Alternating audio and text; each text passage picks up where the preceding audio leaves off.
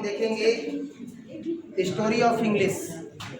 Story of English में जो question पूछा गया है प्रीवियस ईयर में, वो अब हम देखेंगे। कल के क्लास में हम लोगों ने क्वेश्चन नंबर 4 तक देखा था, जिसमें एक अथवा में भी जो है वो प्रश्न था, और अथवा वाले प्रश्न को जो है वो हम लोगों ने मेंशन किया था ना। ठंड बहुत ज़्यादा लग रहा है, सर दर्द करने लगेगा, हम लगा।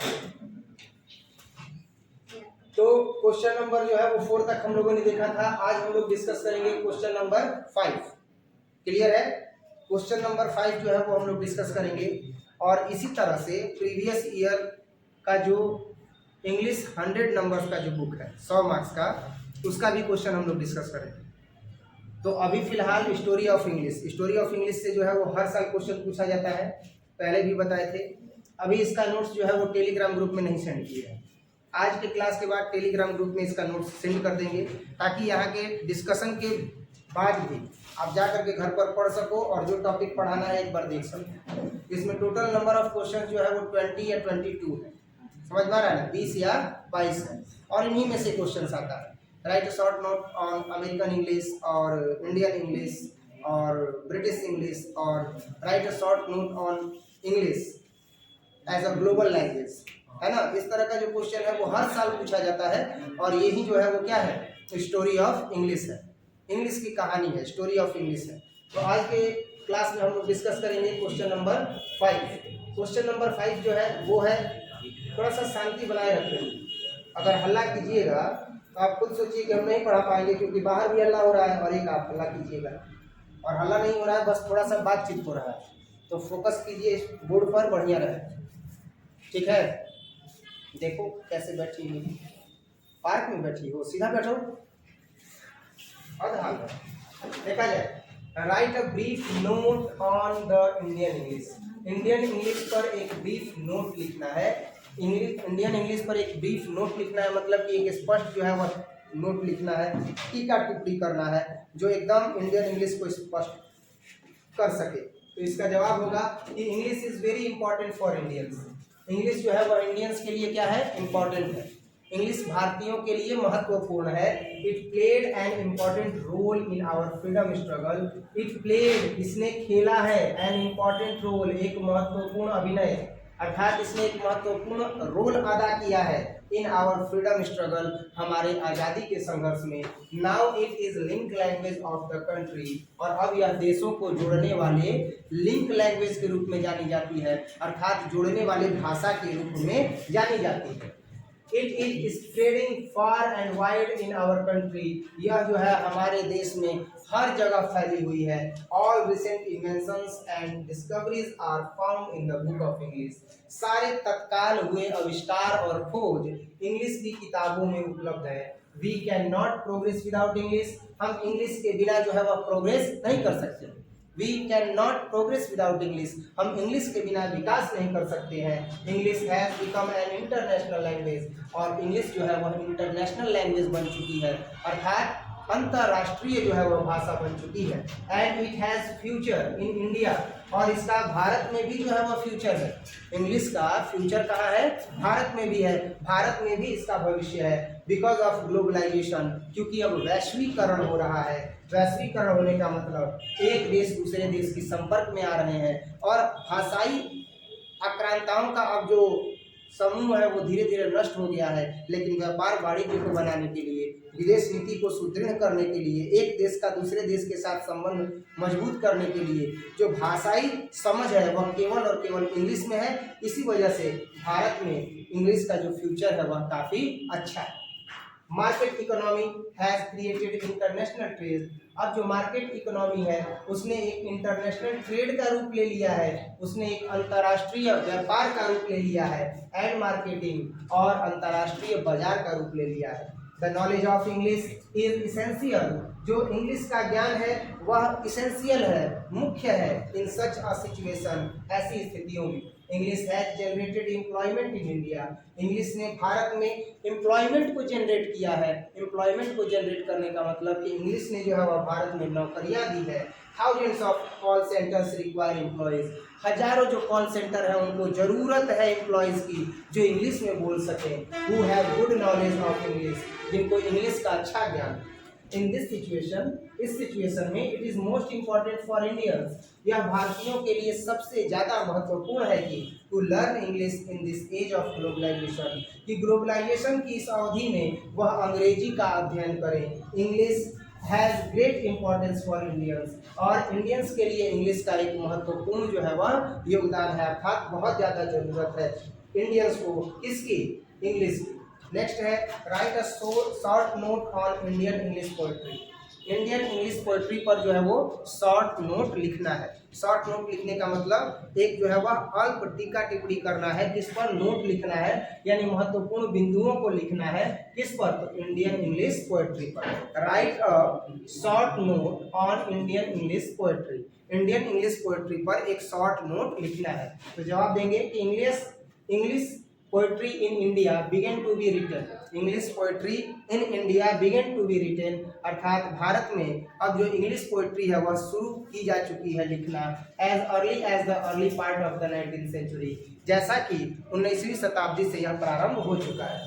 Henry Louis Vivian Derozio, Kashi Prasad Ghosh, Manmohan Ghosh, Toru Dutt were, the pioneers, ये जो है इन्होंने क्या किया है, तो इसे जो है वो आगाज किया है, यानी इसको जो है वो अन्वेषणकर्ता के रूप में कविताओं को जो है वह लिखने का काम किया है। किन किन लोगों ने, तो काशी प्रसाद घोष ने, मनमोहन घोष ने, तोरू दत्तवरे ने, और साथ ही साथ जो है वह हेनरी लुइस विवन डेरिजियो ने जो है वह लिखने का काम किया है कविताओं को। दियर मेजर कंसर्न वर पैट्रियोटिज्म, और उनका जो मुख्य भाव रहा है वह पैट्रियोटिज्म का रहा है कविताओं में, अर्थात देशभक्ति की भावनाओं को लिखा है। And glorious past of India, और भारत के गौरवमयी इतिहास को लिखा है अपनी कविताओं में।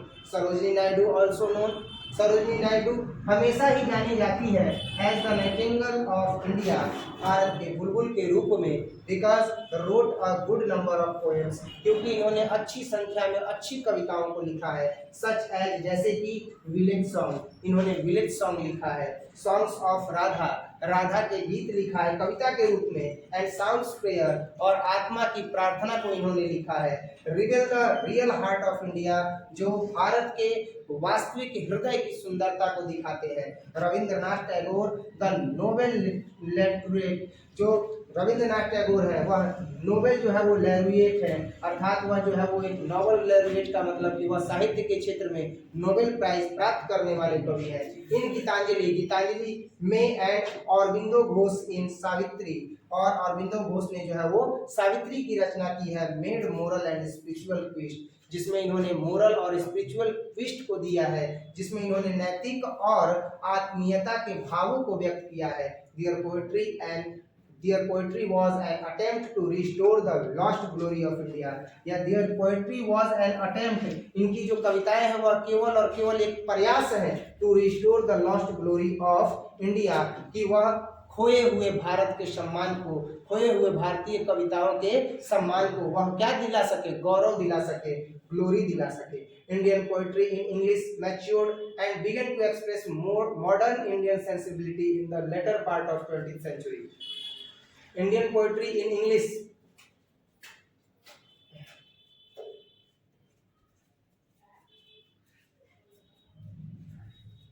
Indian poetry in English matured and began to express modern Indian sensibility in the latter part of 20th century, यानी इंडियन पोएट्री, भारतीय कविताएं इन इंग्लिश मैच्योर्ड, अंग्रेजी में, एंड बिगन टू एक्सप्रेस, और उन्हें जो है वह एक्सप्रेस किया गया, प्रारंभ किया गया एक्सप्रेस करना मॉडर्न इंडियन सेंसिबिलिटी, यानी आधुनिक भारतीय समाज के परिवेश की भावनाओं के अनुसार in the latter part of 20th century, 20वीं शताब्दी के बाद के हिस्से में। When poets like Nissim Ezekiels, K Ramanujan, P Paul, K Andaruwala, Kritish Nandy, Arun Kolatkar and Kamala Das transform Indian poetry in English, जहां पर जो पी पॉल है, के अंदारुवाला है, कृतिश है, के रामानुजम है, इन्होंने इंडियन पोएट्री में जो है वह क्या किया है, इंग्लिश को लिखा। नेक्स्ट है write a short note on Indian English novel, यानी इंडियन इंग्लिश नॉवेल पर जो है वो क्या करना है, तो एक शॉर्ट नोट जो है वह लिखना है। ये सभी क्वेश्चंस जो है वो प्रीवियस ईयर में पूछे गए हैं बिहार बोर्ड के द्वारा, ये बार बार बता रहे हैं, आप इसको जा करके और देखिएगा जरूर। Right a short note on Indian English novel, यानी इंडियन इंग्लिश नोवेल के बारे में जो है वो शॉर्ट नोट लिखना है, अर्थात लघु मुख्य बिंदुओं को लिखना है, ज्यादा बढ़ा चढ़ा करके लिखने की जरूरत नहीं। क्या है इधर इंडियन नोवेल, नोवेल मींस क्या होता है, उपन्यास, नोवेल मींस क्या होता है, उपन्यास, यानी कि right a short note on Indian English novel. Indian English novel भारतीय जो है वह उपन्यास के विषय में जो है वह एक शॉर्ट नोट लिखना है। The Indian novel in English is part of the Indian literature, भारतीय उपन्यास जो है वह इंग्लिश का, भारत का एक इंडियन लिटरेचर है, अर्थात भारतीय जो है वह साहित्य है। It reflects the social, political and cultural ambitions of the time, और यह रिफ्लेक्ट करता है, अर्थात उपन्यास जो है, इंडियन नोवेल जो है वह रिफ्लेक्ट करता है। तो किसको रिफ्लेक्ट करता है, सोशल, सामाजिक, पॉलिटिकल, राजनैतिक एंड कल्चरल एम्बिशंस, और जो सांस्कृतिक एम्बिशन से इच्छाएं हैं ऑफ द टाइम, समय की, उसको यह व्यक्त करता है। The first Indian novel in English was Raj Mohan's Wife, written by Bankim Chandra in 1864। पहली जो इंग्लिश में लिखी गई उपन्यास थी वह किसके द्वारा लिखी गई थी, तो राज बंकिम चंद्रा के द्वारा, राज बंकिम चंद्र के द्वारा लिखी गई थी। कब लिखी गई थी, तो 1864 ईस्वी में, और उसका नाम था Raj Mohan's wife. The three great novelists during Indian movements for freedom under Mahatma Gandhi represented the three aspects of Indian life। अब यहाँ पर हम देख सकते हैं कि the three great novelists during Indian movements, भारतीय आंदोलनों के समय जो तीन महान उपन्यासकार थे for freedom, आजादी के लिए, अंडर महात्मा गांधी, महात्मा गांधी के अंडर में, represented the three aspects of Indian, represented the three aspects of Indian wife, वह प्रस्तुत करते हैं कि किस प्रकार से जो है वह भारतीय जीवन जो है वह चलता है। Represented the three aspects of Indian life, वह भारतीय जीवन को क्या करते हैं, तीन पहलुओं को जो है वह प्रदर्शित करते हैं। मुल्कराज आनंद रोड सोशल नॉवेल्स, मुल्कराज आनंद ने जो है वह सामाजिक चेतना वाली जो है वह उपन्यासों को लिखा है। His novels Untouchable is an attempt to abolish the evil of untouchability. His novels, उनका जो उपन्यास है, किसका उपन्यास बात कर रहे हैं हम लोग, राज आनंद, मुल्कराज आनंद के उपन्यास की बात कर रहे हैं। ऑप्शनल में जो है यह क्वेश्चन पूछता है कि अनटचेबल इज रिटन बाय, और ऑप्शन दे देगा, तो मुल्कराज आनंद, ये उनका उपन्यास है। तो मुल्कराज आनंद ने जो है वह क्या किया है, तो सोशल नॉवेल्स को लिखा है। His novels Untouchable is an attempt to abolish the evil of untouchability, और इनकी जो ये रचना है उसने अनटचेबिलिटी को जो है वह दिखाया है, यानी कि अस्पर्शता को दिखाया है, भेदभाव को दिखाया है। The guide of are K Narayan, जो गाइड है वह रचना है आर के नारायण की, and the serpent and the rope and Kanthapura of Raja Rao, और कंथापुरा जो है वह राजा राव की रचना है, और द सर्पेंट एंड द रूप जो है वह, and the serpent and the rope and Kanthapura Raja Rao की रचना है, आर इमोर्टल वर्क्स, और ये ऐसी रचनाएं हैं जिसे भुलाया नहीं जा सकता है। तो इसको आप एक जगह जो है वो लिख भी लीजिएगा या हाईलाइट कर दीजिएगा कि राजा राव की रचनाएं कौन कौन सी है, तो the serpent and the rope and Kanthapura, और आर के नारायण जी की रचना कौन सी है, तो द गाइड है कि नहीं। और अनटचेबल किसकी रचना है, तो मुल्कराज आनंद जी की रचना है। ये एक नंबर में जो है वो क्वेश्चन पूछा जाता है, या कभी कभी क्वेश्चन आता है कि इंडियन नॉवेलिस्ट का नाम दीजिए और उनकी रचनाओं को बताइए, तो आपको याद रहेगा तब ना कि मुल्कराज आनंद की जो रचना है वो अनटचेबल है, साथ ही साथ जो राजा राव है उनका रचना है कांथापुरा और the serpent and the rope, और द गाइड जो है वो किसका है, आर के नारायण का। हुआ कि नहीं हुआ, तो इस तरीके से आप हाईलाइट करके इसे याद कर लीजिएगा नोट्स में। Some other prominent Indian English novelist R Narayan Tara Sahgal, और अन्य कुछ और भी जो है वह महत्वपूर्ण भारतीय इंग्लिश उपन्यासकार हैं जिनका नाम है नारायण तारा सहगल, कमला मार्कंडेय और Khushwant Singh, K S Duggal, Manohar, Chaman Wahab, Amita Desai, Amita Ghosh and Vikram Seth and many other Indian English novelist. और इसी प्रकार से और अनेक जो है वह इंडियन नोवेलिस्ट है, इंडियन इंग्लिश नोवेलिस्ट है, अर्थात भारतीय इंग्लिश के नोवेलिस्ट है, उपन्यासकार है। अगला है discuss the importance of English in India. India में इंग्लिश के इम्पोर्टेंस के विषय में क्या करना है, डिस्कस करना है। तो इंडिया में इंग्लिश के इम्पोर्टेंस पर अगर डिस्कस किया जाए तो इंग्लिश तो बहुत ज़्यादा जरूरी है कि नहीं है। अगर इंग्लिश ना हो तो क्या हम फ्लुएंटली अगर किसी दूसरे रीजन में जाते हैं इंडिया के तो हम बातचीत कर सकते हैं, नहीं कर सकते हैं। इसी वजह से इंग्लिश का होना जरूरी है कि नहीं है। तो वही चीज़ यहाँ पर जो है वो हम लोग मेंशन करेंगे कि English is very important for Indians. English जो है वो बहुत ज़्यादा जरूरी है भारतीयों के लिए। In the past it played a circular role in initiating the Indians.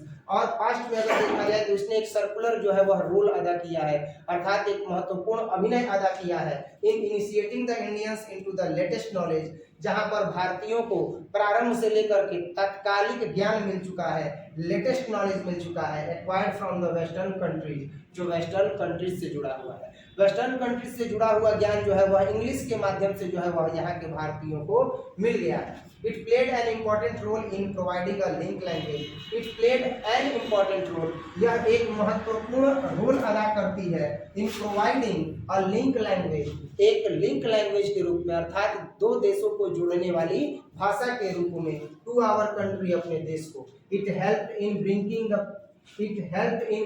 the people of different regions, और इसने मदद किया है अलग अलग प्रांतों के लोगों को लाने में ऑन वन प्लेटफॉर्म, यानी एक प्लेटफॉर्म पर अलग अलग प्रांत के लोगों को एक प्लेटफॉर्म पर लाने में इसने क्या किया है, मदद किया है। सब लोग समझते हैं, इंग्लिश समझते हैं, इंग्लिश में बात करते हैं तो पता चला कि कोई तमिल का व्यक्ति है, अर्थात कह सकते हैं कि अगर कोई तेलंगाना का व्यक्ति है जो तमिल बोलता है, कोई अन्य जो है वो क्षेत्र का व्यक्ति है वो अपनी क्षेत्र की प्रांतीय भाषा बोलता है और उसे हम समझ नहीं पाते, लेकिन जब वो इंग्लिश बोलता है तो हम लोग एक प्लेटफॉर्म पर आकर के उसकी बातों को समझते हैं और अपने विचारों का आदान प्रदान करते हैं। तो इंग्लिश क्या है, तो एक लिंक लैंग्वेज है। तो वही चीज यहाँ बताया गया कि इंग्लिश एक लिंक लैंग्वेज है। It help in bringing the people of different regions, और इसने लाया है अलग अलग रीजन्स के लोगों को ऑन वन प्लेटफॉर्म, एक प्लेटफॉर्म पर। In fact it provides teeth to our freedom movements, और अगर तथ्यता कहा जाए तो इसने हमारे आज़ादी के आंदोलनों को एक मुख प्रदान कर दिया। It is due to English that our freedom struggle, और इसका ही कारण था कि हमारा जो आज़ादी का संघर्ष था could acquire the dimensions of national movements, वह राष्ट्रीय आंदोलन का जो है वह स्वरूप पकड़ सका।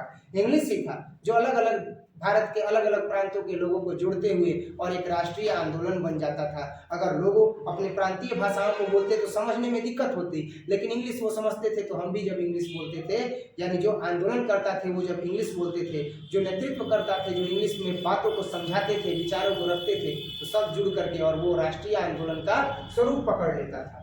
Today science has brought the Nations of the world very close, और आज विज्ञान जो है उसने दुनिया के सभी राष्ट्रों को समीप ला दिया है। It is most important for we means Indians to learn English, और यह हमारे लिए ज़्यादा आवश्यक है, मतलब भारतीयों के लिए ज़्यादा आवश्यक है टू लर्न इंग्लिश, कि हम लोग इंग्लिश का अध्ययन करें in this age of globalization, आज के इस समय के वैश्वीकरण के दौर में, of economy, diplomacy and technology, जहां इकोनॉमी आर्थिक स्तर पर देश जुड़ रहे हैं, डिप्लोमेसी राजनीतिक स्तर पर भी देश जुड़ रहे हैं, टेक्नोलॉजी और टेक्नोलॉजी के स्तर पर भी देश जुड़ रहे हैं। तो हमें चाहिए कि अगर अपना देश का विकास करना है या अपने राष्ट्र को विकास के पथ पर आगे लेकर के जाना है तो इंग्लिश पर कमांड कर ले, ताकि डिप्लोमेटिक पॉलिसीज जब हम लोग बनाएंगे तो उसमें भी सहायता कर सकें, समझ सकें, जब इंग्लिश में आदान प्रदान हो विचारों का। अगर फॉरेन कोई डिप्लोमेसी हो उसको भी समझ सकें, टेक्नोलॉजी का आदान प्रदान हो तो उसको भी समझ सकें। इसके बाद जो है हम देखेंगे question number 9।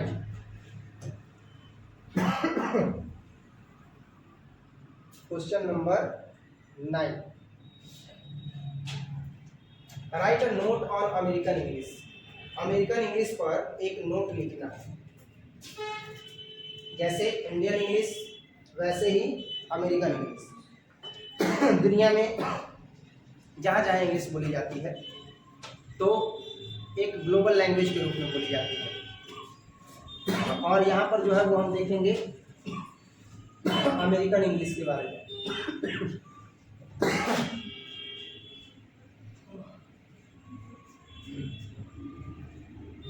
Right a note on American English. American English पर जो है वो नोट लिखना है। एक जो है वह महत्वपूर्ण बिंदु पर लिखना है। Long ago America was under British rule. लंबे समय तक अमेरिका जो है वह ब्रिटिश के अधीनस्थ रहा है। ब्रिटिश के अधीनस्थ रहा है मतलब अंग्रेजों के अधीनस्थ रहा है। When अमेरिका बिकम फ्री, और जब अमेरिका आज़ाद हुआ, Americans were eager to establish their separate change, और अमेरिकन्स जो है उन्होंने क्या किया, तो अमेरिकन्स वर एगर अमेरिकन जो है वह सहमति जता दिए to establish their separate change, कि वह अपने आधार पर जो है वह बदलाव करेंगे इन द ओरिजिनल स्पेलिंग, यानी जो ओरिजिनल स्पेलिंग है इंग्लिश के वर्ड का जो ओरिजिनल स्पेलिंग है उसमें वह बदलाव करेंगे, ग्रामर जो व्याकरण है उसमें बदलाव करेंगे, एंड प्रोनाउंसिएशन और जो उच्चारण है उसमें बदलाव करेंगे of British English, British English के जो वर्ड में समस्याएं हैं उसको हम अपने आधार पर जो है वो बदलेंगे। समझ में आ रहा है? अब मान लो कि CAT कैट, और वहाँ पर अगर उसको अच्छा लग रहा है कि KAT कैट तो वही लिखेगा KAT कैट। तो इस प्रकार से जो वहाँ के ग्रामेरियन थे उन्होंने काफ़ी समय तक जो अमेरिका है वह ब्रिटिशर्स के अधीन रहा है। तो जब वो आज़ाद हो गए तो American were eager to establish their separate change, तो अमेरिकन जो है वो सहमति जता दिए कि हम अपना अलग बदलाव करेंगे इन द ओरिजिनल स्पेलिंग, जो ओरिजिनल स्पेलिंग है उसमें, ग्रामर जो ग्रामर है उसमें, एंड प्रोनाउंसिएशन और जो प्रोनाउंसिएशन है उसमें, अर्थात जो उच्चारण है उसमें, ऑफ ब्रिटिश इंग्लिश के। Thus American English came into the in, और इस तरीके से धीरे धीरे अमेरिकन इंग्लिश भी अस्तित्व में आने लगा। Today American English is also recognized as a world language like British English. Today आज के समय में American English is also recognized, American English जो है वह पहचानी जाती है एज अ वर्ल्ड लैंग्वेज, एक दुनिया की भाषा के रूप में, लाइक ब्रिटिश इंग्लिश, जैसे कि ब्रिटिश इंग्लिश को जाना जाता है पूरी दुनिया में, जैसे इंग्लैंड के इंग्लिश को जाना जाता है, ब्रिटिश इंग्लिश को जाना जाता है, वैसे ही आज के समय में अमेरिकन इंग्लिश को जाना जाता है। एट लास्ट अंतिम में it can be said that, अंतिम में यह कहा जा सकता है कि the new variety of English that develop, एक नए प्रकार का इंग्लिश जो विकसित किया गया इन अमेरिका में, after it's freedom is called American English, और उसके आज़ादी के प्राप्त होने के बाद एक नया इंग्लिश का उद्भव हुआ, उसे ही क्या कहा जाता है? अमेरिकन इंग्लिश कहा जाता है। समझने में कोई दिक्कत? Next, what are the difficulties faced by Indians in learning English? भाई ये बताया जाए कि जो इंडियंस हैं, जो आप लोग हैं, उनको इंग्लिश पढ़ने में क्या कठिनाइयाँ होती हैं? भाई इंग्लिश पढ़ने में क्या कठिनाइयाँ होती हैं, ये आपको इंग्लिश पर पकड़ रहेगा तब ना इंग्लिश में जवाब दीजिएगा। तो उसके लिए वर्ड मीनिंग भी आपका क्या होना चाहिए? स्ट्रांग होना चाहिए, ताकि आप अपनी डिफिकल्टीज को बता सकें, आप अपनी समस्याओं को बता सकें, आप अपनी कठिनाइयों को बता सकें। What are the difficulties faced by Indians in learning English? What are the difficulties, क्या कठिनाइयाँ आती है फेस्ड बाय इंडियंस, जो इंडियन फेस करते हैं, सामना करते हैं, इन लर्निंग इंग्लिश, इंग्लिश का अध्ययन करने में? तो जवाब है Indians have to face a lot of difficulties in learning English, English को अध्ययन करने में भारतीय लोगों को अनेकों समस्याएं आती हैं, लॉट ऑफ डिफिकल्टीज आती हैं, ढेर सारी कठिनाइयां आती है ना। They feel handicapped in pronunciation of English, वह हैंडीकैप्ड महसूस करते हैं, वह पंगु महसूस करते हैं इन प्रोनाउंसिएशन ऑफ इंग्लिश, इंग्लिश का उच्चारण करने में। मतलब कोई अगर आ गया इंग्लिश का वर्ड तो थोड़ी देर के लिए पंगु हो जाते हैं, समझ में नहीं आता कि इसको हम पढ़े क्या। तो वही चीज़ यहाँ बताया गया कि दे फील हैंडीकैप्ड, वह पंगु महसूस करते हैं इन प्रोनाउंसिएशन ऑफ इंग्लिश वर्ड्स के प्रोनाउंसिएशन में, इंग्लिश वर्ड्स के उच्चारण में, विथ राइट स्ट्रेस, और काफ़ी उनका स्ट्रेस जो है वो सही होता है, उनका जो तनाव होता है वो सही होता है। They are not acquainted with its right, they are not acquainted, वह बिल्कुल भी एक्वेंटेड नहीं होते हैं विथ इट्स राइट्स इंटोनेशन, यानी इसके सही नोटेशन के साथ, यानी वो इसे समझ नहीं पाते हैं। Some English structures do not correspond to the structure of the sentences of their all languages, some English structure do not correspond, और कुछ जो इंग्लिश के वाक्य होते हैं वह बिल्कुल भी अलग होते हैं, to the structure of the sentence, उन वाक्यों के स्ट्रक्चर से, बनावट से, ऑफ दियर ऑन लैंग्वेज, जो हमारी अपनी भाषा में होते हैं, जो हमारी अपनी भाषा में होते हैं उन भाषाओं से अलग जो है वो स्ट्रक्चर होता है इंग्लिश का। सो इंडियंस फील डिफिकल्टीज, इसीलिए जो इंडियंस है वह डिफिकल्टीज को फील करते हैं इन लर्निंग इंग्लिश, इंग्लिश को पढ़ने में, इंग्लिश का अध्ययन करने में, इसीलिए वह कठिनाई को महसूस करते हैं। नेक्स्ट देखेंगे क्वेश्चन नंबर 11, और क्वेश्चन नंबर 11 ही जो है वो आज की क्लास में बताएंगे, इससे ज़्यादा नहीं। इसके बाद हम लोग देखेंगे अगले क्लास में, ठीक है, स्टोरी ऑफ इंग्लिश, या आगे भी बताएं 11 के बाद भी बोलो, ठीक है। तो 11 नंबर जो है वो देख लेते हैं, क्योंकि हमको भी ऐसा लगता है कि डोज थोड़ा थोड़ा ही दिया जाएगा तो बढ़िया रहेगा। एक ही बार अगर ज़्यादा डोज दे देंगे तो ऐसे ही मुंह लटका लेगा दूरों का और लटक जाएगा। समझ में आ रहा है? एक दो जो विद्यार्थी हैं उनका मुंह लटका हुआ है कि इतना सारा याद करना पड़ेगा। और जो बकलोल लोग नहीं आए हैं ऑफलाइन क्लासेस में, ऑनलाइन वाले तो बच्चे जो है वो मन लगा करके पढ़ ही रहे हैं, है कि नहीं। बाकी जो ऑफलाइन नहीं आए हैं वो बकलोल लोगों का भी जो है वो भला हो जाएगा। आना चाहिए, आप लोग आइए, अगर वीडियो देख रहे हैं तो क्लास ज्वाइन कीजिए। इससे पहले जो है वो हम लोगों ने हिंदी का प्रीवियस ईयर क्वेश्चन डिस्कशन किया है और अभी जो है वो इंग्लिश का किया है। इसके बाद जो है वो और भी प्रीवियस ईयर के क्वेश्चंस जो है वो रेडी हैं, वो डिस्कस किए जाएंगे। आपको बार बार बता रहे हैं, तो आपको टाइम तो निकालना ही पड़ेगा। अगर आप मान लीजिए कि 40 मिनट का भी समय निकालते हैं तो 4 सब्जेक्ट का अगर 40-40 मिनट का भी अगर हम लोग डिस्कशन देखें तो 4 चौके 16, 60 दूनी 120, लगभग 2.5 घंटे का समय तो देना पड़ेगा। तो 24 घंटा में 2.5 और 3 घंटे का समय कोई महत्वपूर्ण नहीं है कि आप कोचिंग क्लासेज छोड़ ही दीजिए। ये बार बार हम समझा रहे हैं। आपसे हम समय कितना मांग रहे हैं? केवल 40-40 मिनट का 4 विषय का, ताकि उस पर डिस्कशन हो सके। समझ में आ रहा है? अब बायोलॉजी के प्रीवियस ईयर का क्वेश्चन जो है वो रेडी हो चुका है, तो अब कोई नहीं है तो उसको कैसे हम डिस्कस करें? अगर मान लो कि हाँ अब अपने में डिस्कस ही करना पड़ेगा ना, मान लो कोई नहीं आएगा तब तो अपने में डिस्कस करना पड़ेगा। और नहीं तो दूसरा ये है कि अगर बायोलॉजी के समय पर आते हैं बच्चे तो उनके ही क्लास में जो है वो उसको शूट करके डाल भी दिया जाएगा। बाकी नहीं आएंगे तब तो अब समय निकालना पड़ेगा। थोड़ा सा स्वास्थ्य समस्या से भी गुजर रहे हैं तो इसी वजह से समय नहीं निकाल रहे हैं, एक्स्ट्रा वर्क नहीं कर रहे हैं। बाकी आज के क्लास में जो है वो हम लोग देखेंगे केवल और केवल कौन सा 11 नंबर क्वेश्चन तक, इससे ज़्यादा नहीं। तो 11 नंबर क्वेश्चन जो है वो अब हम लोग डिस्कस करेंगे। 11 नंबर क्वेश्चन है राइट और note on the development of Indian poetry in English, है ना। इंग्लिश में इंडियन पोएट्री का डेवलपमेंट कैसे हुआ है उस पर एक नोट लिखिए।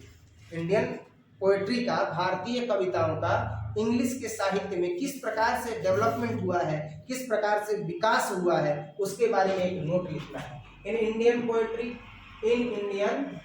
began to be written and early as the early part of the 19th century. Indian poetry began to written, भारतीय कविताओं को लिखना जो है वो इंग्लिश साहित्य में प्रारंभ कर दिया गया कब? 19वीं शताब्दी में। हेनरी लुइस, विवियन डिजेरियो, Kashi Prasad Ghosh, Toru Dutt and Manmohan Ghosh were the pioneers. और इसके जो उद्गम करता है वो है हेनरी लुइस, विवियन डिजेरियो और काशी प्रसाद घोष, टॉरू दत्त एंड मनमोहन घोष जो है वो इसके उद्गम करता है। अर्थात इंग्लिश साहित्य में इंग्लिश कविताओं को लिखने वाले ये कवि है। Sarojini Naidu, Rabindranath Tagore and Aurobindo Ghosh made moral and spiritual tourist. और जो सरोजिनी नायडू जी हैं, जो रविंद्रनाथ टैगोर जी हैं, जो अरविंदो घोष हैं, इन्होंने मोरल अर्थात नैतिक एंड स्पिरिचुअल और जो आत्मीय है वह ट्विस्ट को लाया है, अर्थात भावनाओं को इंडियन पोएट्री के माध्यम से इंग्लिश साहित्य में लाया है। Indian poetry in English matured and began to express, जो इंडियन इंग्लिश है matured and began to express, वह मैच्योर्ड हो रही है, वह मजबूत हो रही है, and express to modern Indian sensibility, और आज के आधुनिक इंडियन सेंसिबिलिटी को, आज के आधुनिक भारतीय भावनाओं को वो एक्सप्रेस कर रही है in the latter part of 20th century. 20वीं शताब्दी के बाद तक भी वह क्या कर रही है? एक्सप्रेस कर रही है, अर्थात मॉडर्न इंडियन सोसाइटी के सेंसिबिलिटी को, मॉडर्न इंडियन को, आधुनिक भारतीय समाज का जो भाव है उसको वह इंग्लिश साहित्य में क्या कर रही है? व्यक्त कर रही है। इसके बाद क्वेश्चन है कि how can we improve our English, तो इसे हम लोग देखेंगे अगले क्लास में। वैसे आपको इसका जवाब पता ही होगा कि आप अपने इंग्लिश को कैसे इम्प्रूव कर सकते हैं। वर्ड मीनिंग पर कमांड होगा तब आप इम्प्रूव कर सकते हो। प्रोनाउंसिएशन आपका सही होगा तो आप इंग्लिश को इम्प्रूव कर सकते हो। तब आप भी कहोगे कि I can talk English and I can work English, है कि नहीं। आज की क्लास में केवल इतना ही, बाकी इसके आगे हम लोग देखेंगे अगले क्लास में। तब तक के लिए जय हिंद।